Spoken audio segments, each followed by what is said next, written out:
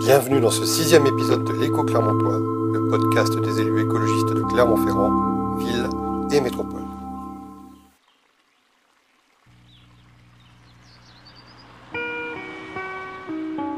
Si je vous dis budget participatif, vous me dites Porto Alegre. Cette ville du sud du Brésil qui en 1989 se lançait dans une innovation sociale de grande ampleur à l'échelle de ses quartiers en impliquant la population dans la gestion des travaux et de l'investissement local. C'est depuis devenu une référence mondiale en matière de participation et d'éducation populaire, de capacitation, mais aussi de démarche démocratique par et pour le peuple, de transparence et de lutte contre la corruption. En France, il faut attendre les années 2000 pour qu'essaiment ça et là des expériences de budget participatif dans des villes de taille intermédiaire. À Clermont-Ferrand, après la disparition discrète des conseils de la vie locale qui avaient vu le jour dans le courant des années 2000, il faut attendre 2020 pour que soit relancée une ambition en matière de démocratie participative et de proximité. Une ambition annoncée dès 2018 avec la mise en place du premier budget participatif clermontois. Après plus de 5 ans de fonctionnement, quel en est le bilan? Quelles en sont les réalisations concrètes? Cette expérimentation est-elle à la hauteur des attentes initiales? Comment l'approfondir, l'améliorer? Pour répondre à l'ensemble de ces questions et explorer une démarche démocratique qui, à Clermont-Ferrand, se veut perfectible et évolutive, nous recevons aujourd'hui Marion Barraud, conseillère municipale écologiste, déléguée notamment au budget participatif.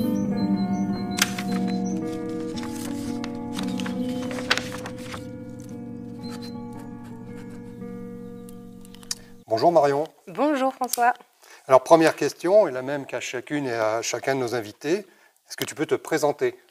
Alors je suis Marion Barraud, j'ai 33 ans, je suis conseillère municipale déléguée en charge des cofinancements et du budget participatif, conseillère métropolitaine et pour terminer coprésidente à la ville du groupe Les Écologistes. Très bien, alors tu viens de le dire, tu es élu pour la première fois en 2020 au conseil municipal de Clermont-Ferrand et donc au conseil métropolitain Clermont-Auvergne Métropole. Parmi tout un bouquet d'attributions qui tournent toutes autour des questions plutôt financières et économiques, mais aussi autour de celles des marchés publics. Tu es notamment délégué au budget participatif. Alors, est-ce que c'était une demande de ta part et dans quel esprit tu as abordé cette délégation assez spécifique à l'orée de ton mandat en 2020? Alors non, ce n'était pas une demande spécifique sur le budget participatif. J'avais déjà par le passé une vraie appétence sur les questions de commande publique et en particulier de l'économie sociale et solidaire dans la commande publique. Enfin, c'est des choses qui me parlaient beaucoup. Mais en effet, le budget participatif est arrivé un peu, je dirais, comme une cerise sur le gâteau, avec du coup une nécessité de découvrir cet univers que je ne connaissais pas tant que ça. Comment toi tu l'abordes, comment tu t'en empares, comment tu te projettes finalement dans cette délégation au budget participatif qui est déjà en cours? Alors dans un premier temps, j'ai un peu lu, j'ai regardé ce qui existait, quelle définition on pouvait donner au budget participatif. Et puis ensuite après, j'ai un peu regardé ce qui se passait à Clermont-Ferrand. La chance que j'avais, c'est qu'on avait déjà une équipe qui était en place, des services opérationnels, passionnés par cet enjeu de démocratie participative et particulièrement par le budget participatif. Et donc très vite, ça a été des réunions où on m'a expliqué concrètement en fait comment ça s'est passé à Clermont-Ferrand, puisqu'il y a eu une première édition en 2017, et donc comment ça se mettait en place. Et donc j'ai appris en faisant en fait, parce qu'on a suivi des projets, on a lancé le budget participatif 2, et donc c'est là où j'ai bien compris toute la mécanique. Et je dois bien avouer qu'en même temps, c'était aussi concomitant avec la création d'un réseau des budgets participatifs, le réseau national. Donc ça a aussi forgé mon expérience de parler avec des autres villes, de représenter la ville de Clermont-Ferrand dans le conseil d'administration et de participer à des journées nationales. Ça fait vraiment partie des choses qui forment les élus, qui sont aussi des outils de transfert de pratiques, d'échange, et donc qui m'ont nourri au fur et à mesure de mon mandat. Je ne me considérais pas comme une experte, mais on va dire que je commence bien à cerner les problématiques, les enjeux et les bénéfices qu'ont les budgets participatifs sur les villes. Très bien. Alors, le budget participatif, c'est aussi un outil qui a déjà une histoire, une certaine épaisseur historique, qui est militante depuis le budget de Porto Alegre en 1989 au Brésil. En France, cette démarche, elle a commencé à connaître un certain développement dans le courant des années 2000 sur toute une série de villes de taille intermédiaire. À Clermont-Ferrand, tu l'as rappelé, le budget participatif est une expérimentation beaucoup plus récente, c'est 2017. Comment toi tu rattaches cette expérience clermontoise à cette histoire déjà un peu longue et cette histoire idéologique et militante aux ambitions qu'elle peut légitimement porter en termes de démocratie, de transparence, d'éducation populaire? Comment tu relis en fait ta délégation à ces aspirations plutôt militantes et est fortement écologique. Oui, alors en effet, l'historique, il part sur des sujets Porto Alegre où on a un enjeu social, on a une problématique là à ce moment-là de corruption, de plein de problèmes, on va dire de désengagement de la population en questions institutionnelles. Donc on est dans un cadre qui est un peu extrême, je dirais. Et après, des villes intermédiaires s'en sont saisies parce qu'elles avaient le côté de se dire on est en proximité, mais en même temps, on n'arrive pas à dialoguer concrètement. Donc c'est un outil intéressant. On a pu le voir dans des lycées aussi sur des sujets très précis où c'était un public particulier. Et donc les grandes villes sont arrivées un peu après parce que c'est une grosse machine. Comment est-ce qu'on fait pour faire en sorte de partager notre budget, une partie de notre budget d'investissement avec la population? Forcément, il fallait aussi qu'on teste des choses un peu partout pour qu'on arrive à trouver le bon cadre, je vais dire, qui puisse être efficace pour des villes de taille des métropoles, en fait. Clermont-Ferrand, Paris, qui l'a lancé il n'y a pas très très longtemps, Rennes, Nantes, Grenoble, qui pour le coup fait un peu figure dans les grandes villes, un peu de précurseurs, ont testé et ont pu permettre on va dire, on fait les premiers écueils pour rassurer les autres villes après, pour se dire on peut y aller, on peut arriver à quelque chose de pertinent et ne pas être un gadget, parce que c'est surtout ça, ne pas être un gadget, un truc uniquement de la communication, mais être vraiment concret dans un projet avec les habitants. Du coup, oui, pour aller au-delà du gadget, pour toi, le budget participatif, c'est plus du dialogue, de la réappropriation citoyenne, c'est plus de la démocratie de proximité. Quel est l'aspect qui te paraît le plus essentiel Le mot dialogue, il est hyper parlant parce qu'en fait, on est vraiment dans les deux aspects. Il y a un côté où c'est les habitants qui vont nous expliquer, eux, leurs besoins sur leur territoire. Parce qu'on a beau vivre dans la ville, connaître et que les services sont très au courant des enjeux, des problématiques sur certains quartiers, il n'empêche que les habitants, parfois, ils nous font remarquer des choses ou ils enrichissent, on va dire. Donc, on est vraiment dans cette idée de dialogue. Mais dialogue dans les deux sens parce que aussi, forcément, le porteur de projet qui vient avec son idée, la ville va essayer de le mettre en œuvre, mais avec des problématiques qui sont inhérentes à ce qu'une collectivité, en plus de taille comme Clermont-Ferrand. Donc, en fait, on est dans un dialogue, la commande publique, plein de choses. Donc, en fait, on explique à la fois comment ça fonctionne les rouages d'une municipalité et en même temps, nous, on est à l'écoute des problématiques des habitants. Donc, en fait, on est vraiment sur un exercice presque de fourmi à chaque fois qui fait en sorte de son succès, mais qui aussi oblige à passer beaucoup de temps en fonction des projets.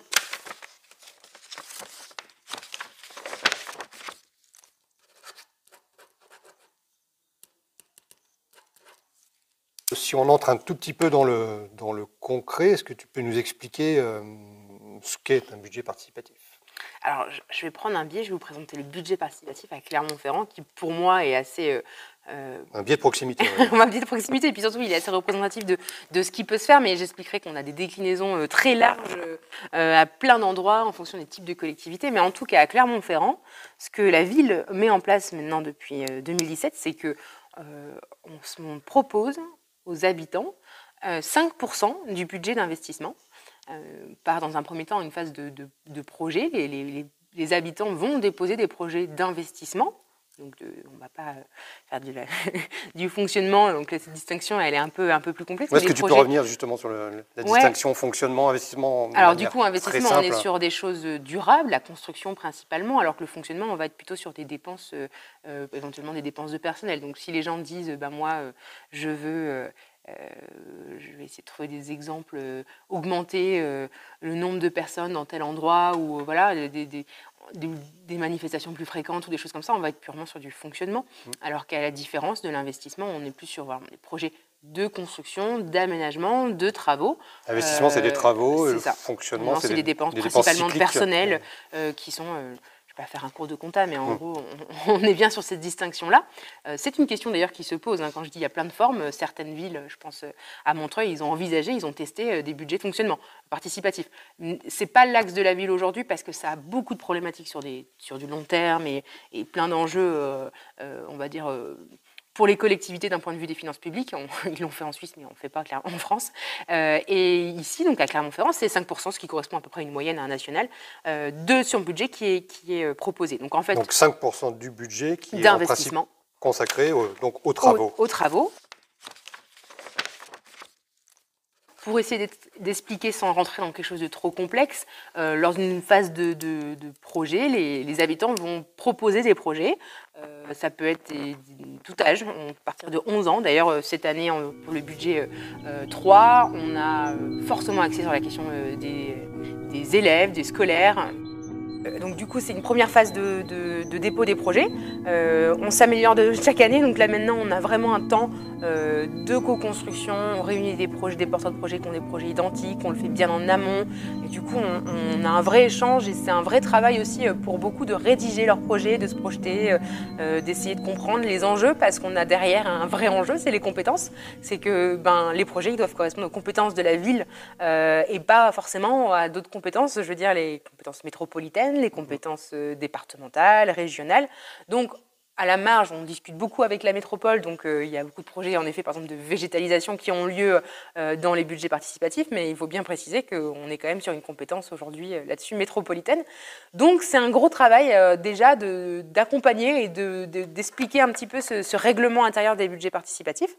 Une fois qu'on a déposé les projets, les services de la ville, sur tous les domaines concernés, vont faire une étude de faisabilité, qui au début était de 2 mois et aujourd'hui elle est de 6 mois, tout simplement parce qu'on se rend bien compte que les projets sont parfois extrêmement complexes et qu'on doit être en mesure de comprendre les tenants et les aboutissants de chaque projet pour être sûr de leur faisabilité et pas se retrouver avec des projets qui malheureusement ne trouveront pas chaussures à leurs pieds. Donc ça c'est vraiment quelque chose qu'on a appris, on a mis en place une très forte évaluation de nos budgets participatifs, donc ça on le fait et puis au bout de ces 6 mois on a une cinquantaine, ça dépend des années, on a une cinquantaine de projets qu'on va présenter aux Clermontois et Clermontoises. Je le précise, des gens aussi qui peuvent habiter Clermont-Ferrand peuvent participer. Et donc, c'est la phase de vote. Et là, c'est la phase de vote. On est clairement en campagne électorale à ce moment-là, puisqu'on voit des porteurs de projets qui vont dans les marchés, qui vont présenter les projets à la sortie des écoles. En gros, clairement, on voit une vraie mobilisation des porteurs de projets pour voir émettre sur leur territoire leurs projets. On sait que chaque année, il y a eu des grosses déceptions dans certains quartiers qu'on comprend totalement. Il y en a qui avaient joué le jeu de la campagne, d'autres qui ne l'avaient pas fait et qui, du coup, ne se feront pas avoir 2 fois et qui ont vraiment mis en place des choses sur les années d'après. C'est assez, moi, je trouve ça intéressant pour m'être arrivé d'être, même moi, en campagne électorale et d'être à côté des porteurs de projets qui, eux aussi, proposaient leurs projets. J'ai trouvé que c'était superbe pour comprendre l'exercice un peu démocratique derrière. C'est aussi un formidable outil de mobilisation citoyenne. Totalement, et à tout âge. Moi, je pense beaucoup à des projets les projets des Vergnes, où on a vraiment 5 jeunes filles qui se sont vraiment emparées de cette question-là, aidées en effet par la maison de quartier, mais qui sont devenues vraiment aujourd'hui autonomes, qui ont vraiment bien appris et qui ont bien mesuré cet enjeu démocratique là-dessus. Alors, tu parlais des âges différents. Est-ce qu'on a un recul aujourd'hui sur l'implication, sur les populations qui s'impliquent qui se sont impliquées dans ces 3 vagues de budget participatif clermontois? On touche un peu à toute la population. Dans les porteurs de projets, on peut retrouver vraiment des choses très variables. Moi, j'en croise de tout âge, de tout profil. Mais c'est vrai que dans l'engagement dans la durée, on se rend compte que il faut un peu de temps pour pouvoir en sorte que les projets émergent. On avait mis 2 ans au début de réalisation des projets. On se rend compte qu'avec les délais de l'inflation, les problématiques de commandes publiques et de recrutement des entreprises, on part aujourd'hui plutôt sur 3 ans. Et par exemple, les étudiants qui ont proposé leur projet à un instant T sont plus étudiants aujourd'hui. Ils sont plus sur Clermont, fort probablement. On a les mêmes problématiques avec des actifs, des gens qui peuvent bouger. Donc c'est un peu le biais qu'on peut avoir, mais on voit des gens qui étaient à la fois très impliqués dans les comités de quartier, déjà très présents, qui connaissaient déjà, on va dire, les services de la démocratie participative, mais qui connaissaient aussi les élus, puis d'autres qui, au contraire, sont arrivés vraiment par hasard. Heureusement, parfois, la communication sur les grands panneaux de Clermont fonctionne, et donc, du coup, sont arrivés un peu par hasard et ont pris goût et se sont investis après. D'accord. Aujourd'hui, est-ce qu'il y a une volonté, une intention, une démarche évidente de la municipalité pour aller chercher d'autres populations, pour s'adresser à d'autres quartiers, à des quartiers qui n'auraient pas été touchés par les précédentes vagues de budget participatif? Tous les quartiers sont touchés globalement, on essaye en tout cas. On a découpé la ville aujourd'hui en 5 quartiers, et donc on a forcément 2 quartiers ou un projet par quartier ou 2 selon les années. On a fait beaucoup évoluer cette partie-là. Donc globalement les quartiers sont tous un peu concernés. Après dans les quartiers en effet on peut avoir des vrais entre Saint-Jacques et Fontaine-du-Bac qui correspondent au sud. On peut avoir des distinctions, donc on essaye de travailler sur ces enjeux-là. Après il reste in fine un vote de la population. Donc c'est pas nous qui allons dire quel projet va être lauréat, et là-dessus c'est aussi à nous en tant qu'élus d'être garants de cette participation-là, et en fait c'est bien à la fin les habitants qui choisissent. Donc ça, c'est quelque chose qui est parfois très compliqué pour nous aussi en tant qu'élus, c'est qu'on n'a pas la main, on ne choisit pas les projets, on ne choisit pas même le contenu des projets à l'intérieur, hein. C'est vraiment à l'opposé de ce qu'on peut avoir dans d'autres délégations. Moi, ça m'arrivait de ne pas choisir la couleur du terrain de basket pour pas citer ce projet-là. J'étais pas tout à fait d'accord avec les couleurs qui avaient été choisies, mais je n'ai pas mon mot à dire. Et clairement, c'est ça l'enjeu, et heureusement. Donc c'est pour ça que malheureusement, oui, on essaie d'être le plus large possible. Il y a cet enjeu d'aller chercher le plus grand nombre. Les maisons de quartier jouent un énorme rôle là-dessus, vraiment, il faut le préciser. Et puis après, on a beaucoup joué avec aussi le rectorat, donc sur cette troisième édition, qui a ouvert des portes de collège pour aller dans les collèges et pour présenter le projet et pour que les jeunes se saisissent de ça. Donc c'est une volonté. On est conscient qu'aujourd'hui, vous êtes dans la rue, tout le monde ne connaît pas ce que c'est que le budget participatif, tout le monde n'a pas voté, mais personne en France n'arrive à faire voter la population en entier, hein. C'est un vrai enjeu. Déjà, si on arrive à faire voter pour les élections, ça serait incroyable. Donc on ne va pas non plus avoir des ambitions au-delà de ce qui est réaliste, mais c'est sûr que c'est un enjeu.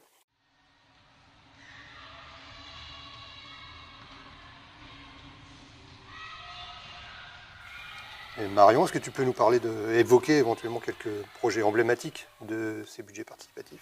Alors le premier qui me vient, il est emblématique parce qu'il a beaucoup marqué les esprits, y compris au niveau français. Il s'appelle Passionnément Cheval. Il était porté par Mélissandre, une mère de famille à Fontaine-du-Bac, qui avait une passion pour la question de l'équitation. Et en fait, il y avait une association qui venait régulièrement avec des chevaux d'attelage, avec les maisons de quartier pour vraiment construire une forme de médiation pour les jeunes de ce QPV.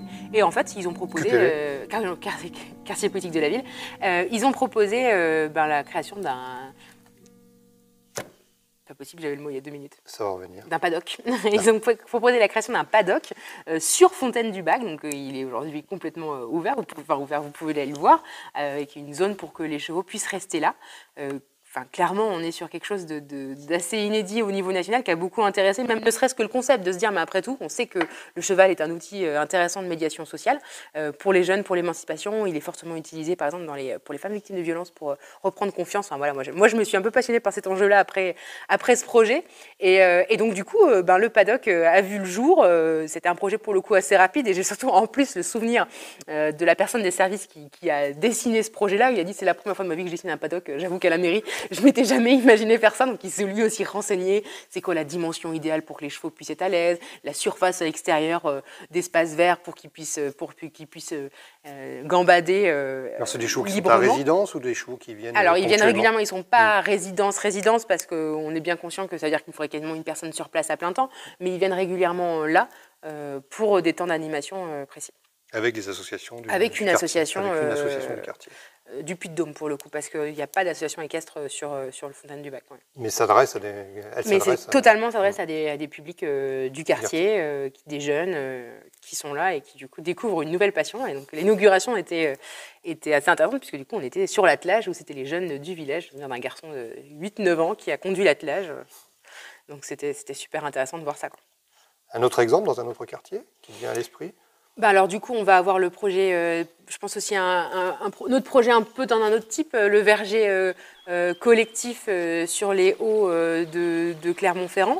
Là-dessus, on est vraiment sur un terrain où il y avait un verger, mais il y a quelques années, depuis des dizaines d'années, qui était complètement à l'abandon. Et donc une association avec des riverains ont décidé de recréer un verger collectif, participatif, qui est du coup sur les hauteurs, vous pouvez y accéder tout en haut de la rue de Blanza. En vélo c'est possible, mais il faut être équipé.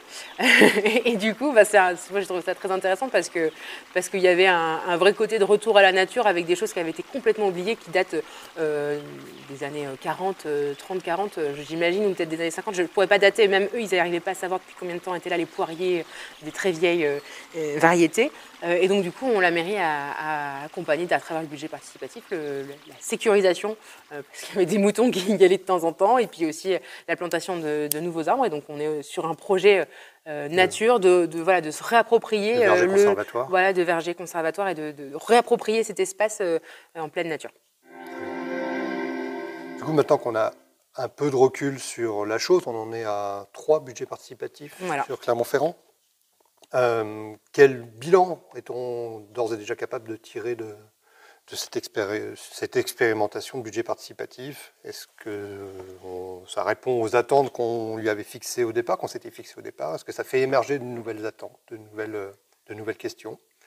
Oui, alors en plus, ça tombe bien puisqu'il y a eu un bilan, on va dire, global qui va sûrement être publié prochainement sur Clermont Participatif, projet par projet.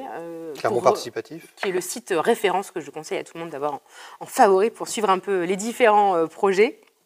On les met à jour très régulièrement, suivre du coup quand il y a des nouvelles éditions.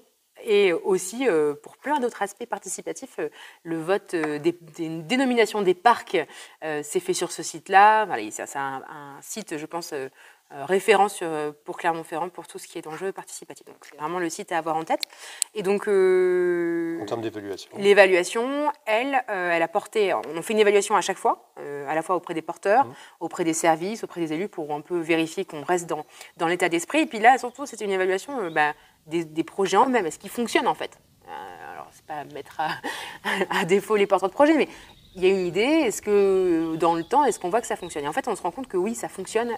Il y a plein de projets qui fonctionnent, et même parfois au-delà, c'est pas pour vendre, mais il y a des projets où c'était des jeunes pour faire du street workout, et puis en fait on se rend compte que le matin, c'est les mamans, après avoir posé l'école, qui vont aller faire une demi-heure entre elles, une heure de sport juste entre elles, un lieu social. C'est des choses qui n'avaient pas été envisagées dès le départ. Les porteurs de projets, ils n'étaient pas forcément dans cette cible-là non plus, mais du coup on se rend bien compte que ça fonctionne. Il y a une appropriation qui est plus large que... Et totalement. Et donc ça fait partie des choses qu'on garde en tête. On se rend bien compte que même il y a des choses qui fonctionnent et qu'on va peut-être développer, y compris hors des budgets participatifs. Je pense aux frigos solidaires, qui sont des choses qui sont faciles à mettre en place et qui vont se développer. Et ça va être en plus une demande de la Convention citoyenne de Clermont-Ferrand. Donc, en gros, ça permet aussi de nourrir les réflexions de la ville sur des outils, des projets qui fonctionnent bien. Ça fait émerger des idées, exactement, des projets. Ça fait émerger d'autres possibilités de participation. Exactement. Avec des populations. Et à ton avis, quels seraient les points aujourd'hui à éventuellement améliorer en termes de participation, de diversification de la participation, d'éducation populaire à la démocratie, à l'action collective? Est-ce que tu en vois quelques-uns? Alors, sur la partie dépôt des projets, je trouve qu'on a vraiment été de plus en plus pertinent, de plus en plus efficace, des temps longs. Donc là-dessus, je vois, à part faire encore plus, mais je vois pas trop comment faire. Par contre, là où on a des grosses difficultés, c'est sur la réalisation dans le temps des projets. Et je préfère là-dessus être honnête, on se heurte à des problématiques parfois très techniques qui font que des projets mettent plus de temps à émerger. On a rallongé l'étude de faisabilité, mais pour autant, on se heurte à une deuxième problématique qui est aussi celle d'une collectivité territoriale qui peut rencontrer des difficultés financières, en particulier en période d'inflation. Et donc, en gros, pour être très concrète, un projet qui va être voté en 2023, pour la deuxième édition en 2022, estimé à ce moment-là par les services à 300 000 € pendant la période de faisabilité. Une fois qu'on a avancé avec les projets, qu'il a été déjà voté, qu'une fois qu'il a été voté, on lance les comités de pilotage avec les élus concernés, les services concernés, les porteurs de projets, qu'on avance sur toutes les questions qu'on avait un peu identifiées à l'étude de faisabilité, il peut avoir pris 20, 30, 40%, sauf qu'en fait l'enveloppe qui était déjà décidée, elle n'est pas extensible. Et malheureusement, c'est une vraie problématique qu'on voit aujourd'hui. Et c'est aussi pour ça qu'on a lissé sur 3 ans, parce que ce n'était pas réalisable. Il y avait des projets qui demandaient beaucoup plus de temps. 2 ans pour un projet d'une envergure à 300 000 €, même pour la ville, c'est très rare. Pour le coup, le budget participatif a une force de frappe en termes de rapidité, malgré ce que les porteurs de projets peuvent voir, qui n'est sans commune mesure avec ce que la ville peut faire par ailleurs parfois. Là, on a un peu cette contrainte de dire il faut qu'on avance, on est le budget participatif, il faut qu'on accélère, il faut qu'on aille très très vite. Mais en effet, on a cette problématique, et c'est aussi du coup dans la pédagogie d'essayer d'expliquer les contraintes, la commande publique. Ce sont les contraintes des collectivités locales. C'est ça. Et qu'on peut, et que même moi en tant qu'élue, et avant j'étais simple citoyenne, je ne mesurais pas, et aujourd'hui de les vivre, c'est particulièrement frustrant, mais aujourd'hui on ne peut pas passer outre toutes ces règles qui sont aussi là pour un peu sécuriser le fonctionnement d'une collectivité. Alors, question annexe, est-ce qu'on peut envisager, sous quelles conditions, dans quel cas, en tout cas, l'extension de l'enveloppe qui a été déterminée aujourd'hui de 5% du budget d'investissement? Qu'est-ce que tu en penses? Je ne sais pas si c'est une volonté, y compris pour moi, parce qu'en fait, on n'a pas l'impression d'être en dessous de ce qui se fait ailleurs déjà. Et puis surtout, on se rend bien compte que les services sont pas dimensionnés pour accompagner 50 000 projets supplémentaires qui sont quand même du coup des projets beaucoup plus petits. Je veux dire, quand on rénove une école, je pense par exemple à la rénovation de Victor Duruy, où là on est en plusieurs millions, du coup, là on va être sur des projets qui sont beaucoup plus petits, mais qui du coup nécessitent une très forte ingénierie. Donc c'est aussi compliqué pour les services d'accompagner 100 projets tout petits, alors que quand on en accompagne 3 ou 4 et on prend l'enveloppe, c'est déjà conséquent. Donc ça, je pense qu'il faut quand même avoir ça en tête, et puis surtout qu'on est dans un exercice de démocratie participative, et donc les services sont aussi à l'écoute des porteurs. Donc il y a aussi un temps d'échange, de co-construction, de traduction, qui fait que ça prend plus de temps, tout le temps de la co-construction, malgré la rapide. La participation qui donc se rajoute non, je pense que les 5% sont assez dimensionnés. Par contre, le budget participatif, il n'est pas à lui seul l'alpha et l'oméga de la démocratie participative d'une commune. Et Clermont-Ferrand le montre sur plein d'aspects. Et donc là-dessus, il y a plein d'autres outils qui sont mis en place, qui pourront être développés dans le temps et qui pourront enrichir le côté traduction et illustration de ce qu'est une collectivité, et aussi d'être à l'écoute des habitants. Pour aller un peu au-delà, quelle est la suite sur ces politiques de budget participatif d'ici à 2026 et à la fin du mandat actuel? Et peut-être que par-delà le mandat, quelles pourraient être, selon toi, les grandes orientations à suivre pour développer, pour conforter et approfondir la pratique de cet outil à Clermont-Ferrand? Alors, clairement, aujourd'hui, on n'aura pas de 4e édition pendant le mandat.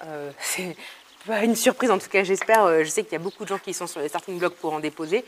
Aujourd'hui, notre priorité, c'est de terminer tous les projets. On n'en est pas là, on a fait à peu près la moitié, mais il reste du coup beaucoup de projets, et des projets de très grande envergure à terminer. Le budget participatif 3, il a été... Vous donner des exemples?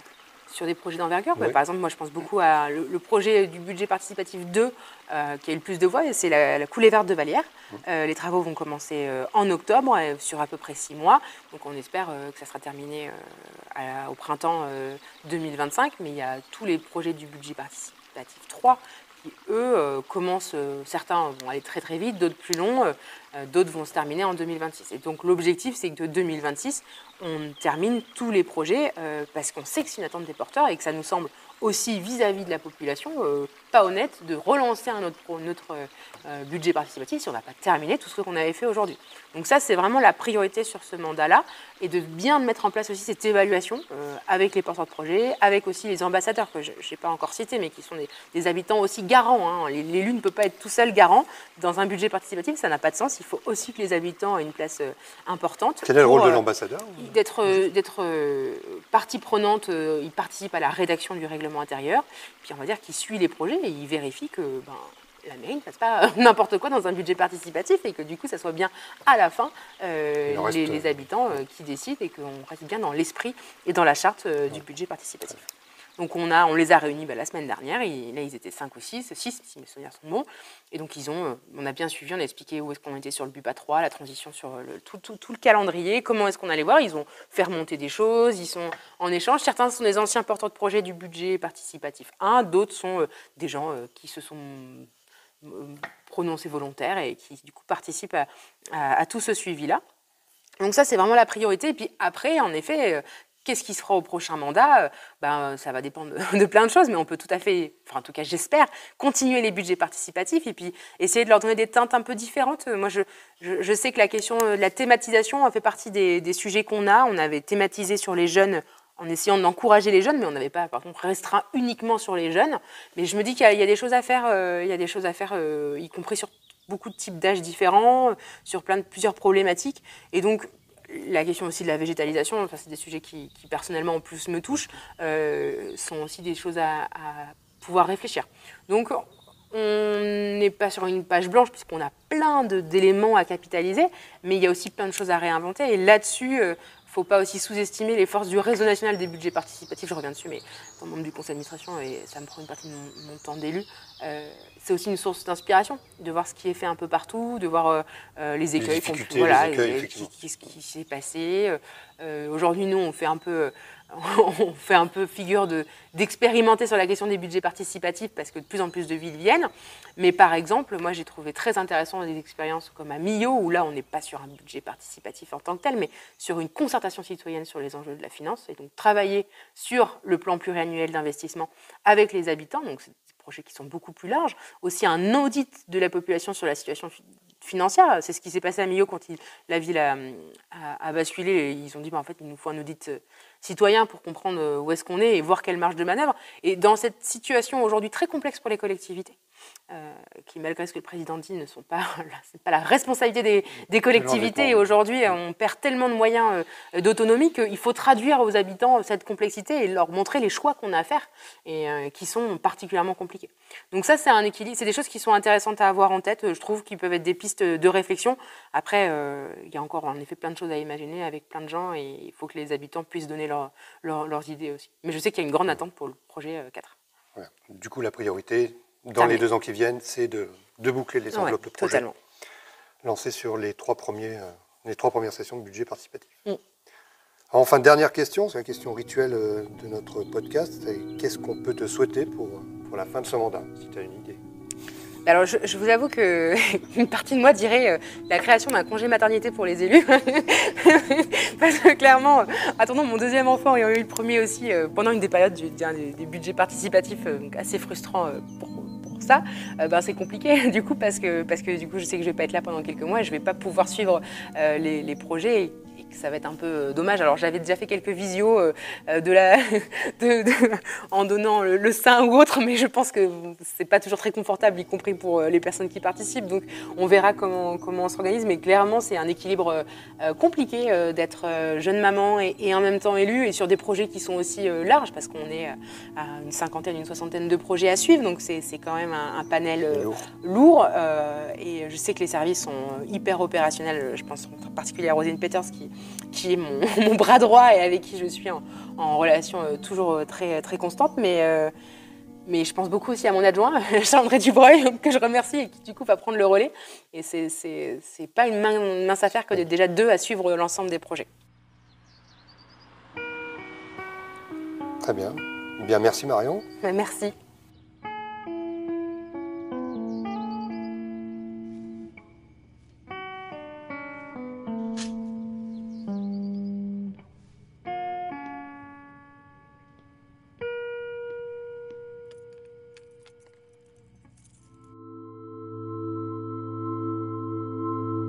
C'était le 6e épisode de l'Écho Clermontois, le podcast des élus écologistes de Clermont-Ferrand, ville et métropole.